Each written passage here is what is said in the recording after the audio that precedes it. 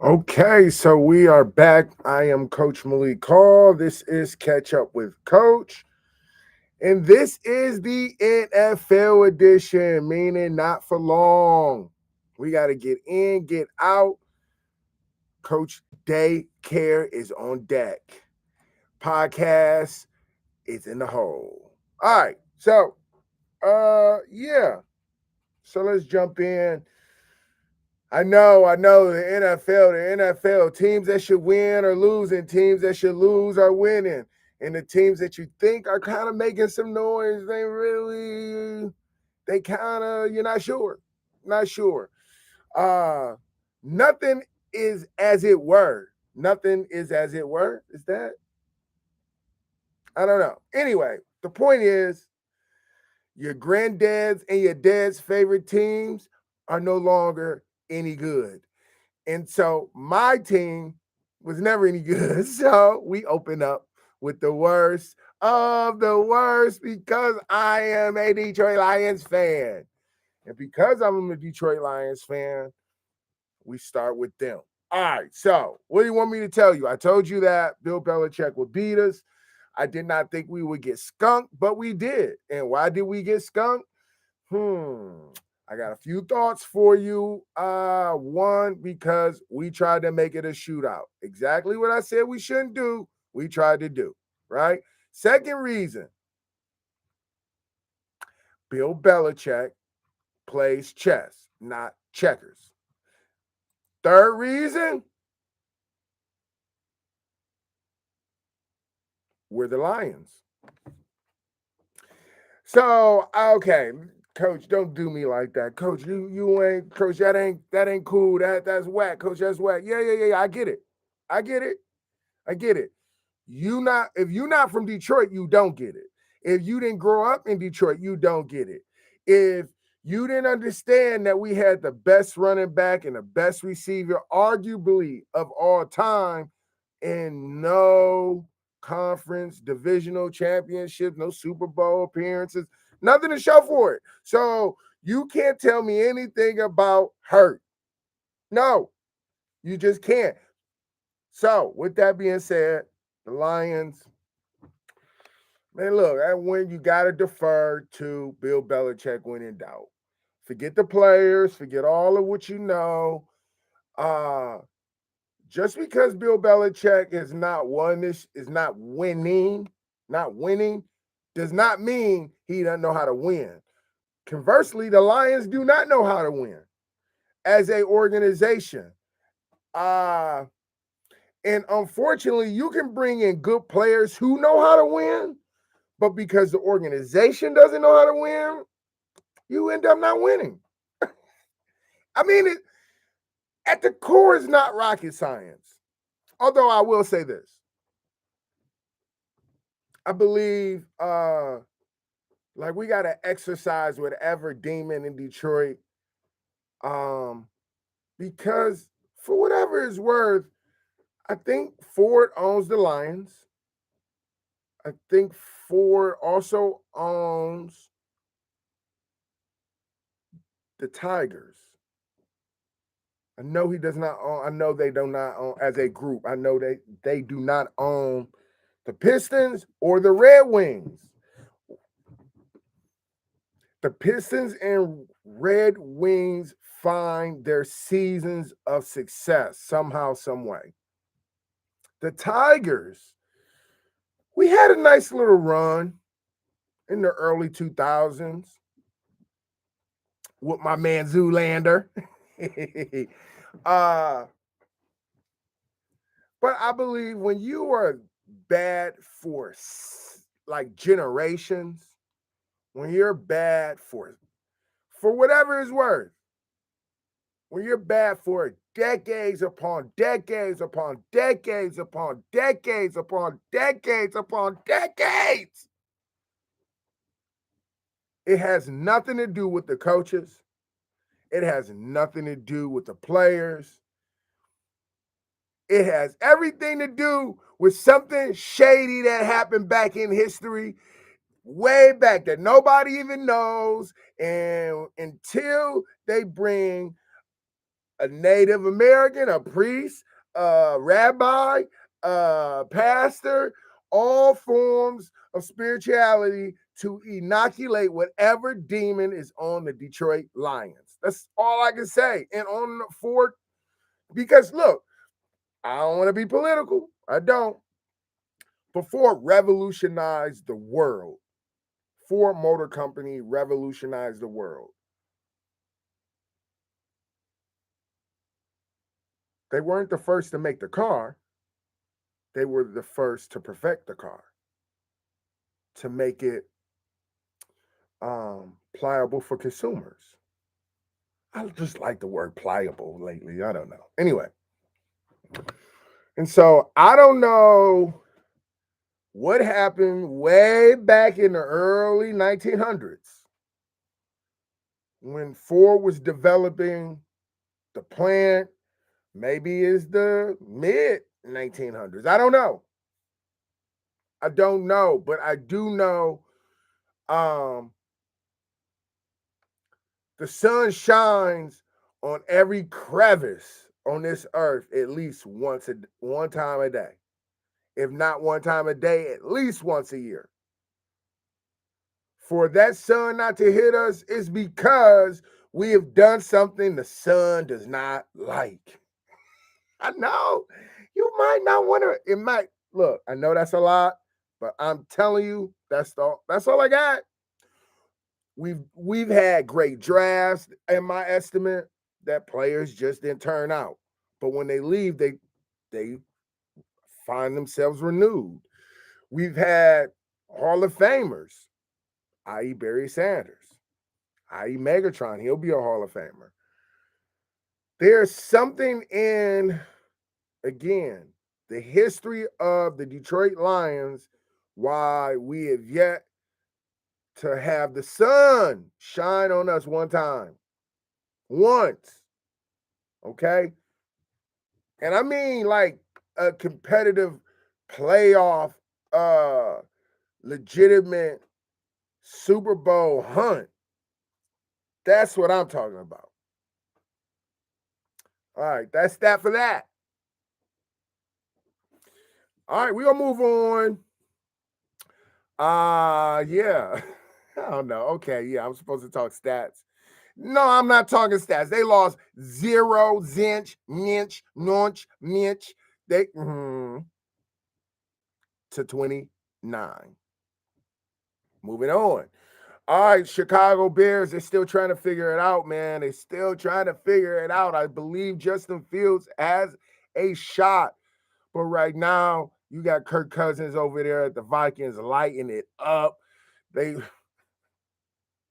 shout out the Sparties. Okay. All right. Now look, here's the thing, man. And you're gonna follow up with me this week because we go do this stat check. How many times do quarterbacks throw the ball 40 times or more? What is that winning percentage? Okay, now moving on from that, Kirk Cousins threw the ball 32 for 41, 296, one pick, one touchdown. But here, in my opinion, Justin Fields, man, they just haven't. He's gotten sacked twice. He's gotten hit multiple times. Remember when I told you they need to put that hits on quarterback stat up there? Because it's going to change every way you look at your quarterback if you want him slinging it all the time. In the NFL, again, we talked about it. You can throw laterally, throw, get the ball out so he doesn't get hit. But when you're talking about stretching the field laterally with 10, 15-yard dig patterns,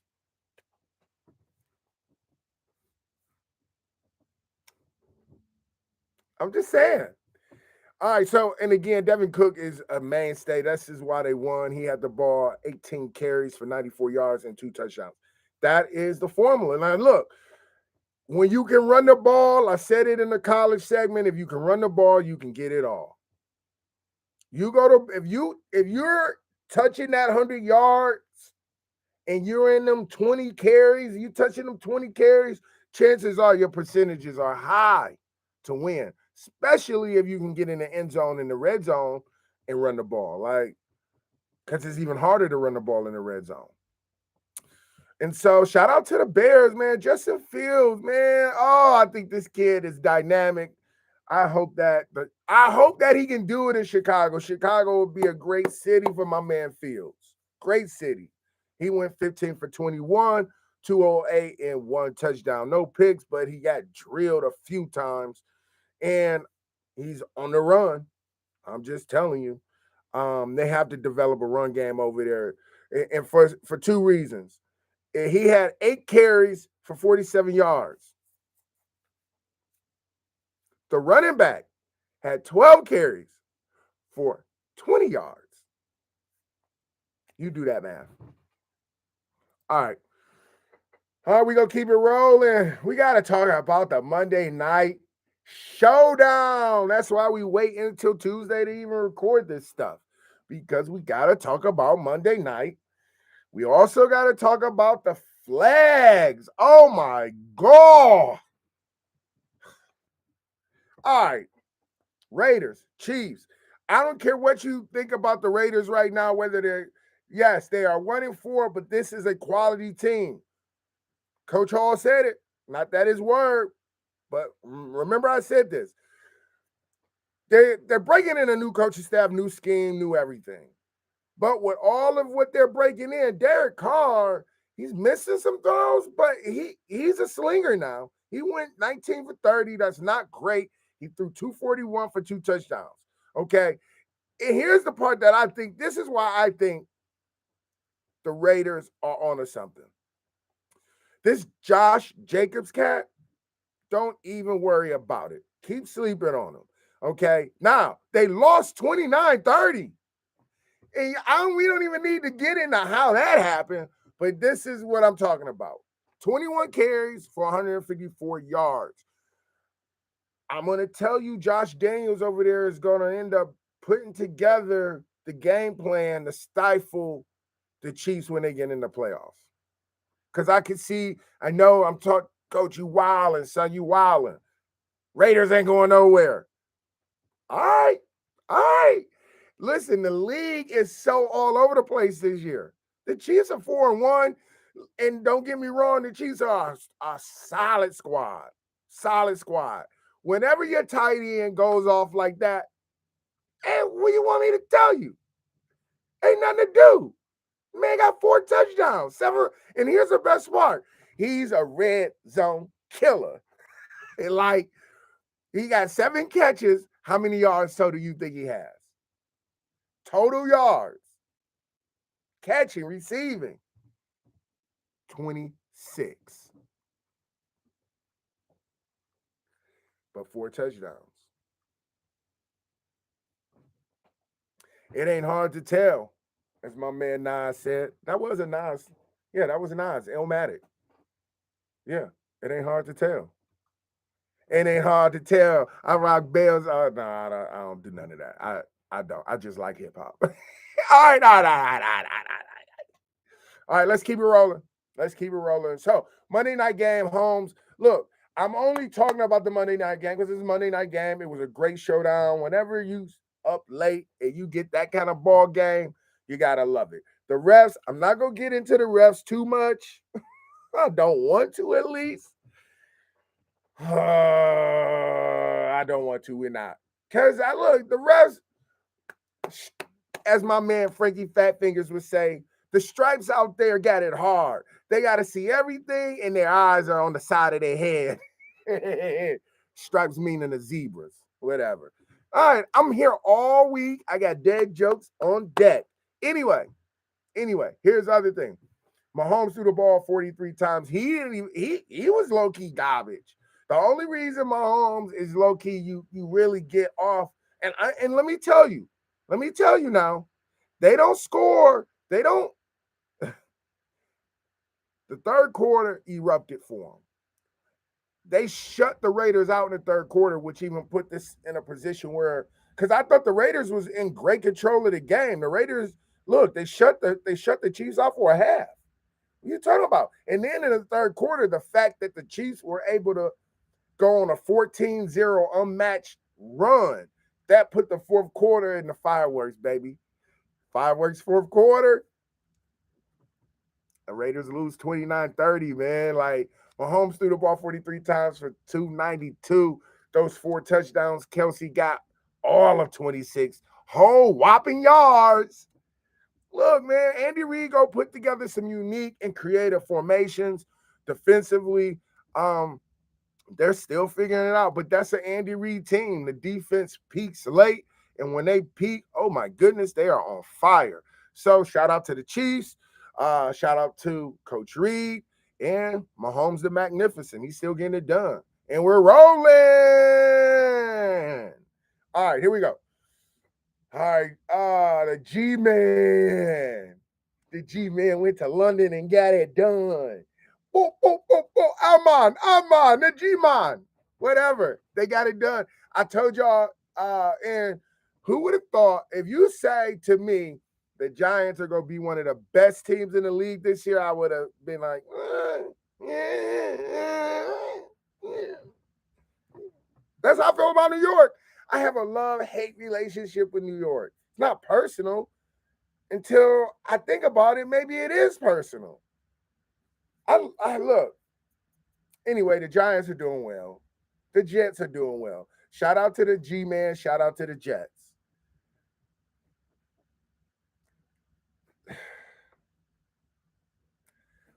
If I'd have told you that Mr. Rogers is going to ride this thing out for another 2 years at Green Bay until they feel good about a backup or a draft pick, would you believe me? Yeah, there's no reason for Charles Rogers. There's no reason and no region for Aaron Rodgers to go in. And because of that battle that he and Favre had and that departure or that exit, I would only imagine he don't want to put Love through that. Or the next guy. I don't know that Love will ever even see the field for Green Bay, most likely. Green Bay does not make it a habit to keep their backup season not to see what it tastes like in a real live full season. So I would imagine maybe not this year, maybe next. He'll make another Super Bowl run. He'll always make a run. I don't know that they'll win the Super Bowl. Just because, again, until they solidify the run game deliberately and intentionally, like they're relying on Aaron Rodgers to toss that pill all over the lot. And unfortunately, just statistics show you don't win a Super Bowl that way. Now, you can win some games, but look, the last Super Bowl that was thrown all over the lot was the Eagles and the Pats. Actually, most of the Super Bowls are. But really, they didn't sack Tom Brady but one time, and that was at the end. Like, you are not that good, and neither is your O-line, and neither is the play caller to let your quarterback drop back 40 times and give these defensive ends and these stand-up linebackers pass rush circuit. Like, I'm just telling you. Hey, I know every D lineman out there love when they hear, oh, they throwing the ball. Now, I can't speak and say that to be true for the DBs, but I know the defensive line, like, oh yeah, I get to eat. They throwing it. Now, in fairness, it took me a while to realize, hey man, you should be wanting to eat if they running it and throwing it. But the nature of how our minds work, oh, he throwing. I see red. They throwing it. Hey, coach, send me. I'm gonna get him. That's how I see the world when you throwing the ball. So I'm not telling you, like, as a head coach, I wanted to throw the ball because I didn't believe that I believe DBs panic when the ball in the air today. I believe most DBs don't want no action. Most DBs want to play center, right, and left field and only have to face a power hitter every 3 games. That's my belief on the DBs in this generation. The generation I played in the early phase of my coaching, Most DBs is like, man, look, you try me, I'm going the other way. There was no like you not catching it. Most DBs, and they never shut up. But most DBs in my day, and in the early phase of my coaching career, most DBs didn't shut up because they wanted the ball to come their way. They DBs were always trying to prove themselves. And if you caught the ball, it was always circumstantial. Now, whether it be true or not, that's the type of mindset that you had to be and had to have when you were a DB in my day. Now, in my day and in my early coaching days, we weren't throwing, no one was throwing the pill 45 times a game. And so, like everything, more shots at you, you're bound to give something up. And we didn't have social like rampant. So if you gave up, if you did get mossed, you didn't have to watch it all week.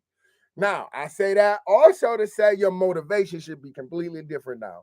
The motivation these players have versus the motivation we have, yo, don't find yourself on my gram, B. I don't know if y'all talk trash like that, and I do not want to instigate nothing. I don't want no instigation. I don't want no problems. I'm just seeing the world as a competitor and where they are today and things that they got to manage on the field and off the field, which dictates how they go onto the field. I don't know. Let's keep it moving. I only say that to say, G-Man, my man, look, the G-Man are running the ball. I'm surprised they're running the ball with Jones as much as they are, but guess what? They threw the ball 27 times, and the man Jones went 21 for 27. No touchdowns, no picks. Guess what? They get a win with that formula. On the flip, just to throw the ball 4 more yards than Jones, Mr. Rogers threw the ball 39 times just to throw 4 more yards more for a grand total of 222 yards and 2 touchdowns. 2, 2, 2, 2. Do what you do. All right. So shout out to the G-Man. Shout out to everything they're doing over there. And I know it's been New York media is always going to be on you. But if you can make New Yorkers happy, yeah, that means you're going to make the world happy. That means you're going to make your locker room happy. That means the whole fan base becomes a New York fan base because New York is the Big Apple in the city of dreams. Now, as we go to the city of dreams, we already talked about it. We might as well go on and talk about the Jets. Jets, Jets. Love the Jets. I'm a big fan of Coach down there, man. I told y'all he's from Michigan. Shout out Dearborn. Shout out to all of my Muslim community in the Metro Detroit area. Jets went fishing and they caught a dolphin. They pulled that big dolphin up. Come on. We got a whole burrow to feed. Yeah. So shout out to the Jets getting it done 40-17. Now, here's another example of my point. When your quarterback gets hurt and he gets hurt the way he got hurt, it hurts the whole organization. It hurts the fan base because now everyone's recovering from how he got hurt mentally, psychologically. I said it, the O-line is beat up. And so now watch what they do. Okay, now they got Bridgewater hurt. I don't want to say they got. Bridgewater gets hurt. He don't even get going in the game before he get hurt. And they still threw the ball 33 times. I don't even know what you want me to say to that. Like right now, look, every time you throw the ball, it's putting pressure on the 5 dudes up front because now you went 1 quarterback out, 2 quarterback out, you're on your 3rd string. The other, only 1 coach is on his 3rd string quarterback, and he finding ways to make games very competitive. We go get to him, but he finding a way to make them very competitive. And so when I look at, look, I know of Skylar Thompson. I don't know him. I know of him.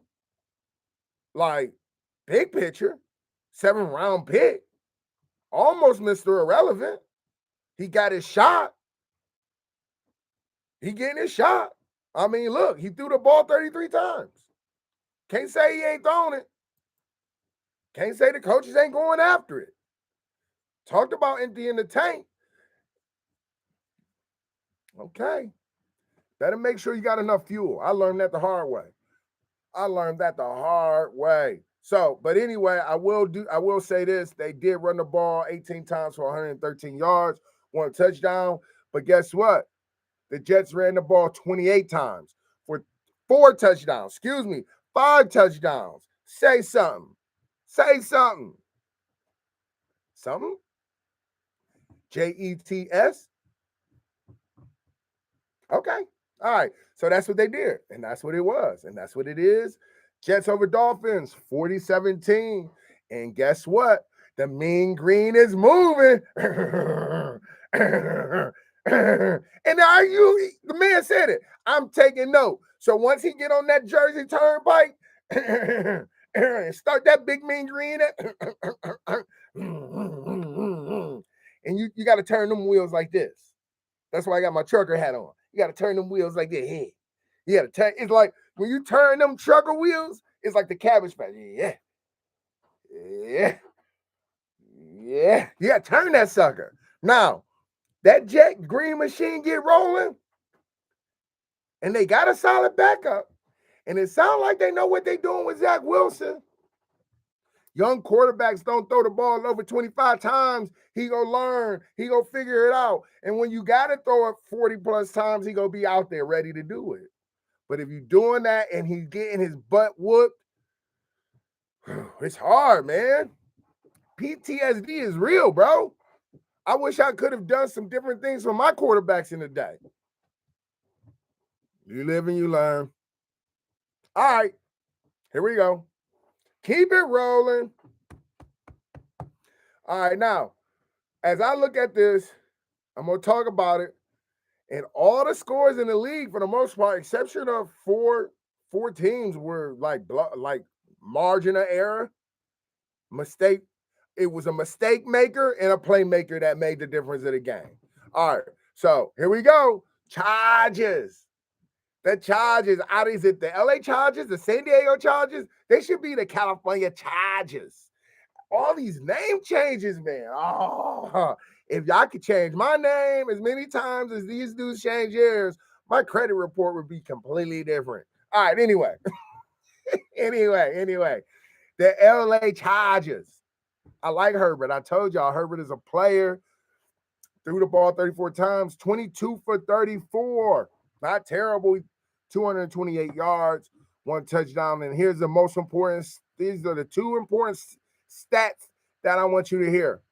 He was sacked 1 time, and he threw an interception 0 times. Those are 2 stats to think about when you look at it.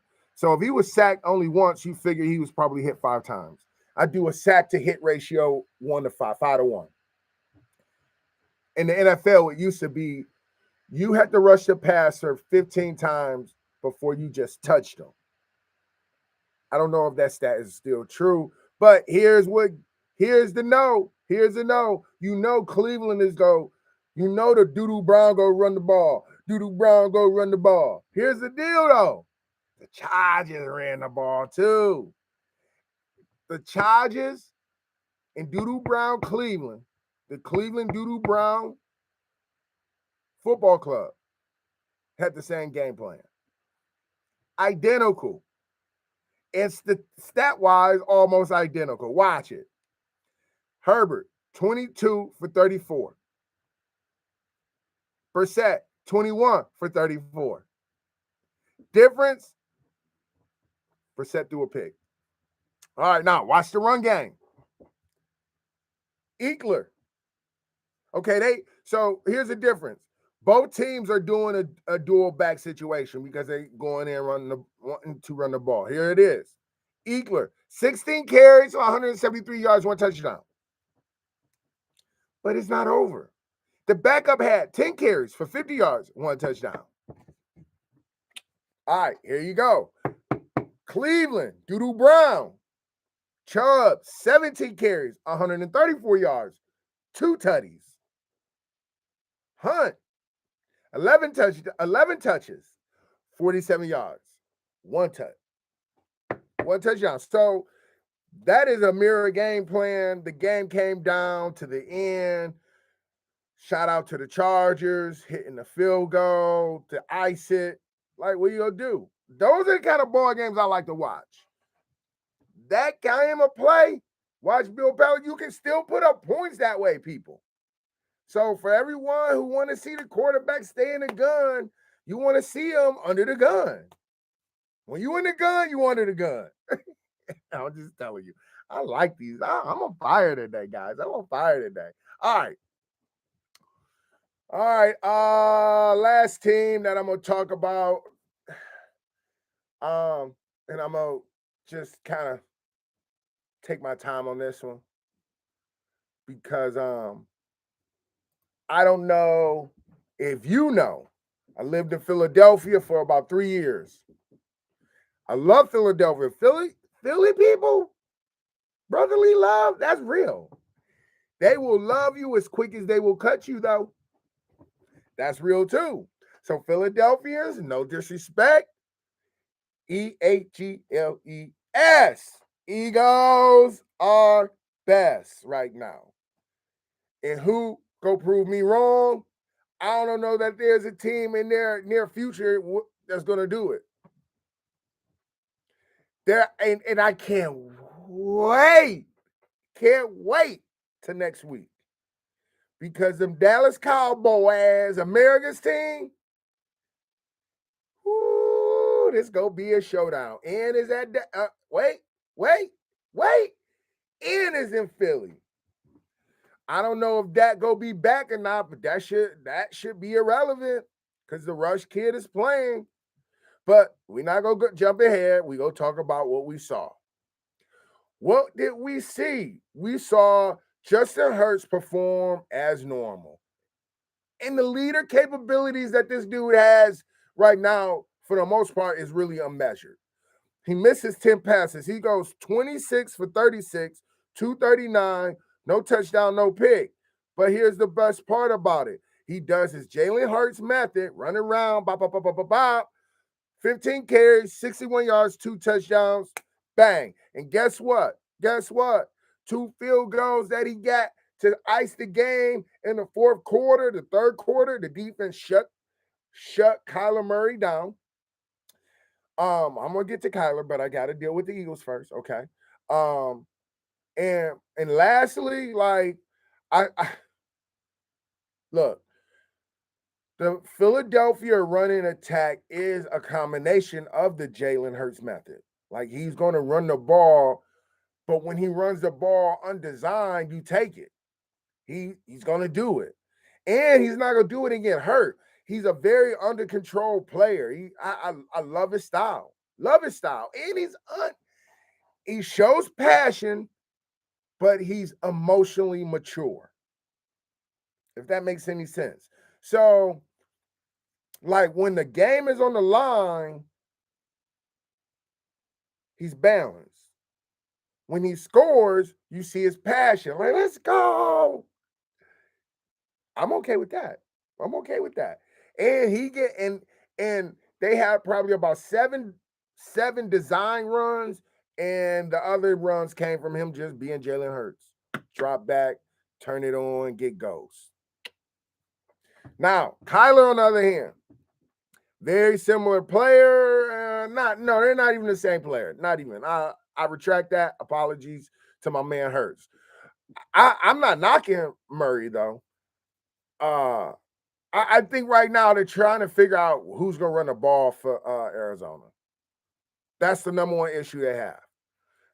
They have 25 carries and it's broken up between Connor, Murray, Benjamin, Williams, and more. And that's all. Like I don't know. That's reverses all kind of. I get it. I like it. I get it. I'm not mad. I